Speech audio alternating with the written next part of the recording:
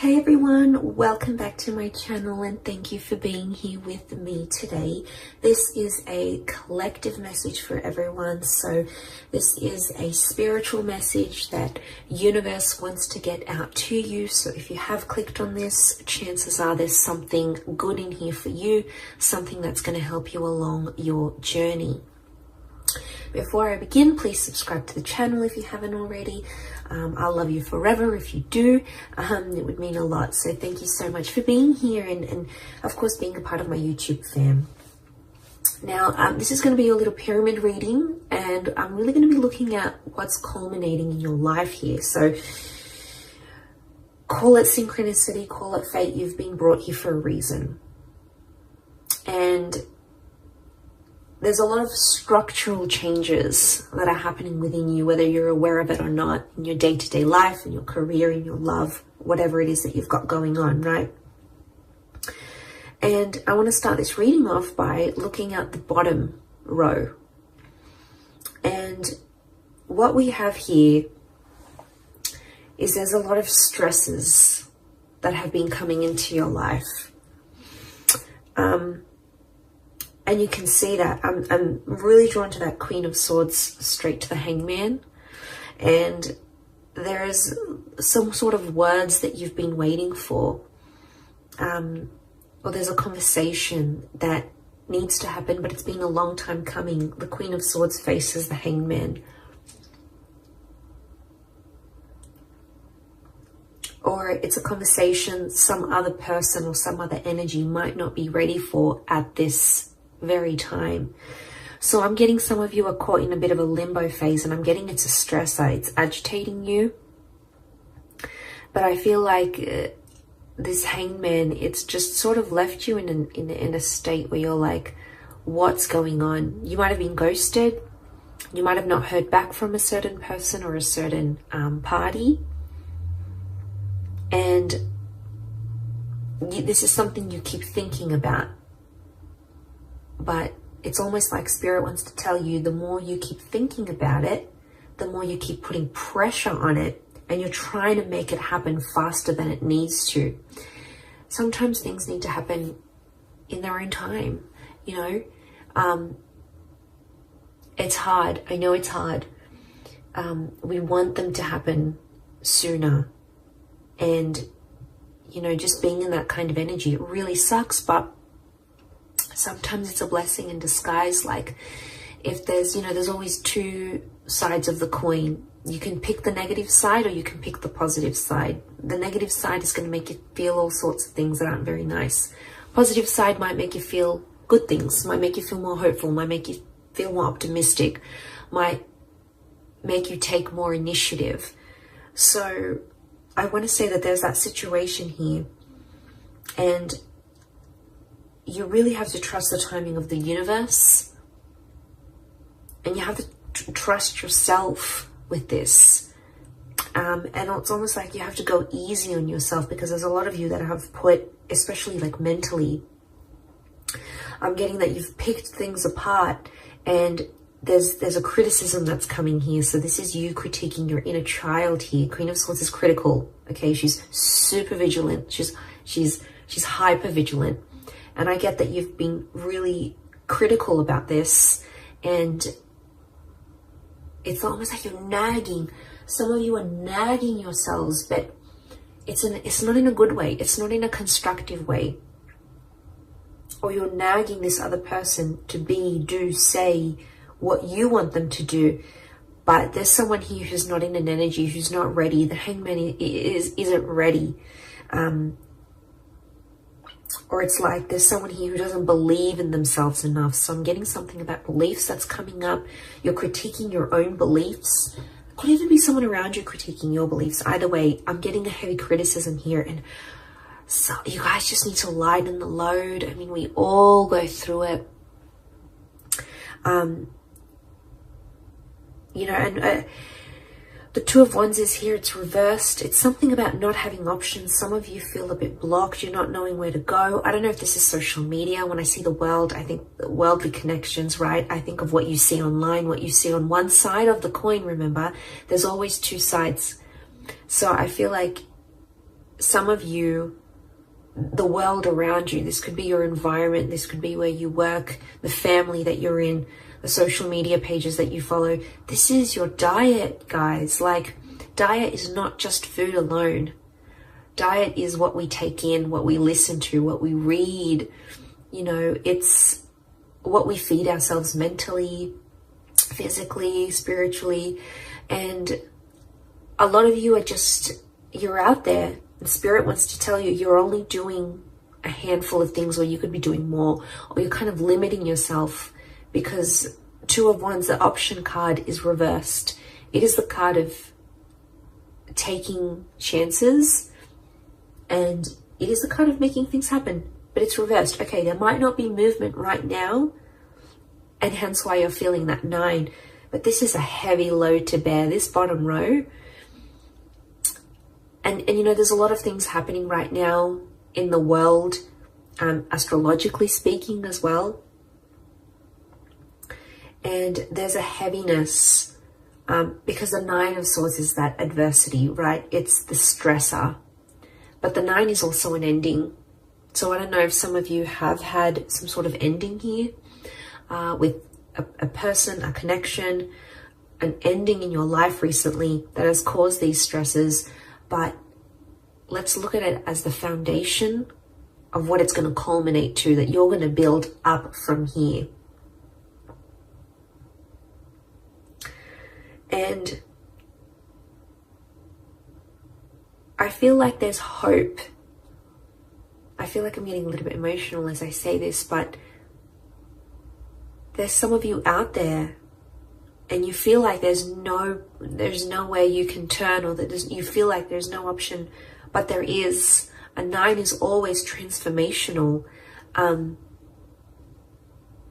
9 is always powerful, okay? It's the next phase. And even as I say this, I feel like I'm getting like this is bubbling up inside of me. I don't know if some of you are relating to this in a sense where you feel like things are just bubbling up, or you're bottling things up. But I feel like the 9 of Swords is telling you to let go of some things. I don't know if it's this heavy criticism. I don't know if you need to let go of what this world is, or some worlds that you might be part of that might not be healthy for you. Or, you know, letting go of trying to critique yourself into being someone you just know yourself not to be. You know, this is about the truth at heart, right? Yeah, I feel like it's a really spiritual message. I do. But I feel like the 9 of Swords, there's a darkness that some of you are going through. And I feel that darkness is showing up. You can see horizontally in the placement, in the horizon placement. You've got the 7 of Cups. So this is that uncertainty that you're living with. And I think a lot of you, if you're seeing this, your horizon, your future, what you're looking for ahead, you feel uncertain about it. 7 of Cups is, it's uncertainty, it's emotional upheaval. One day you're feeling this way, next way you're feeling that way. It could also be around a water sign, or it's an emotionally charged energy. But the dark silhouette is like the shadow. So something about shadowing. Okay, some of you are shadowing someone else.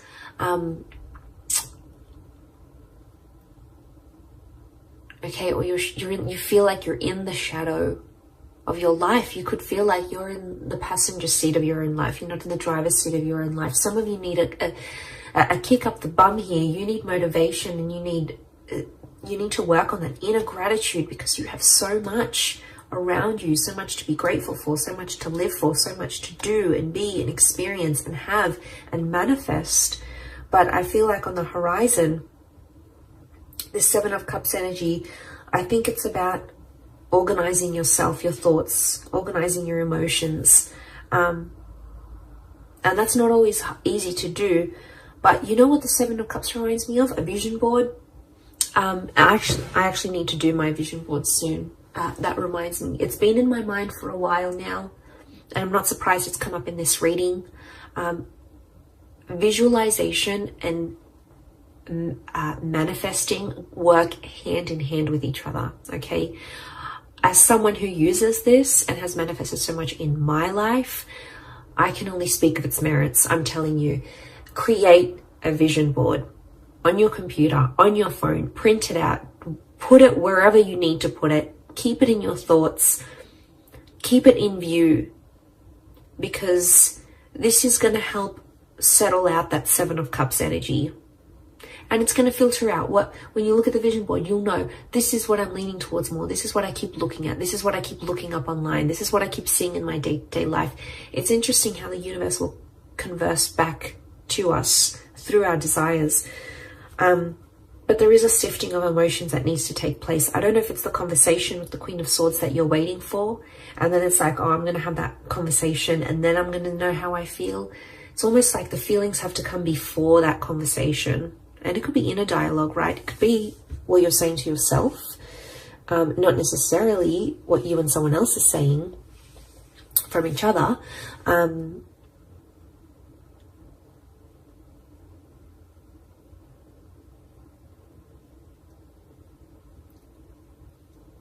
But if that's what's, and if that's at the very center of the Seven of Cups is at the very center of this whole situation in this pyramid, I'm seeing that if that's at the very center, this is at the very core of everything that you're building up in your life right now.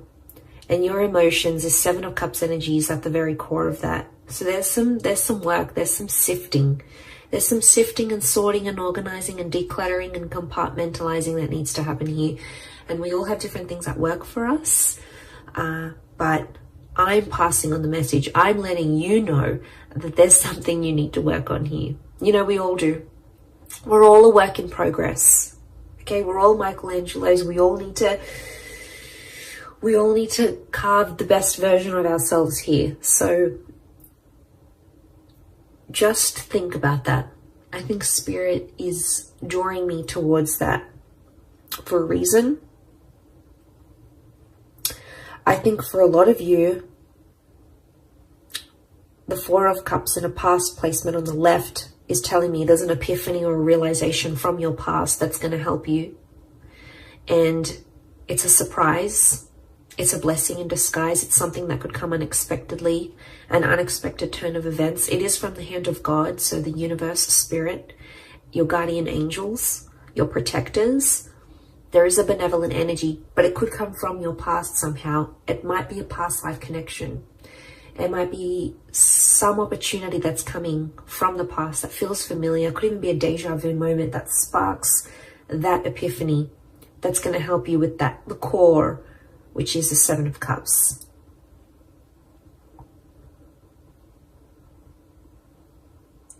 So I wouldn't be surprised if the past comes back, but it's going to be more helpful than it has ever been for you. And then you're able to move forward. Queen of Pentacles is in a very supportive place. It could be an Earth Queen. So we've got a Taurus, Capricorn, or Virgo here. You've got an air and an Earth Queen. So it could be an air and an Earth figure in your life who's going to help you.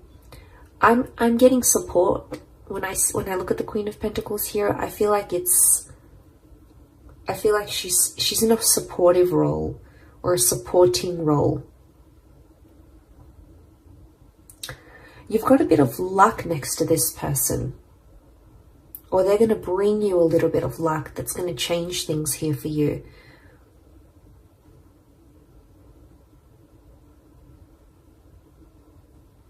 Now I feel Queen of Pentacles in the top of the pyramid, which is the Five of Wands, is a strong fire energy. Okay, if you're dealing with an Aries, a Sagittarius, or a Leo, they're coming through quite strongly, right? But you've got someone in a supportive role. But the Five of Wands it's some heavy energy. So you're coming up, it's a climax and it's coming up to some heavy energy. It could involve other energies, so other people, their advice, their opinion, their thoughts. Could be friends, family, people you're in relationships with. but there's a lot of different directions I'm getting.